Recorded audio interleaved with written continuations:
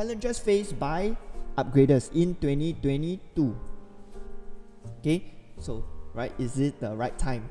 Regardless of the year lah, no need 2022 lah, 2021, 2020, everybody, right, the day their house either hits MOP, right? So in today's session, it caters not just to HDB upgraders, right? Even if you are in a condo as well and you are looking to upgrade, right? I believe these challenges or these questions you are asking yourself, right? Is this the right time, right? Everything is so expensive, but yet, right, there's nothing much for me to buy or nothing much for me to look at, right?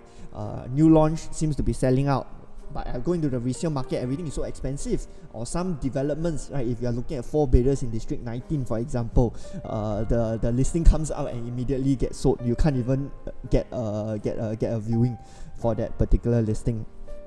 So these are some of the challenges that I know upgraders face because I'm serving upgraders myself, and we are facing that issue right now. You can't even seem to get a listing to buy. Right, then of course, if you're going or looking at a new launch development, right, there's also the need to rent, and even the rental market seems to be very, very hot right now, right? You also have to snatch. So everything seems to be, for lack of a better word, making things very hard for upgraders to make that move.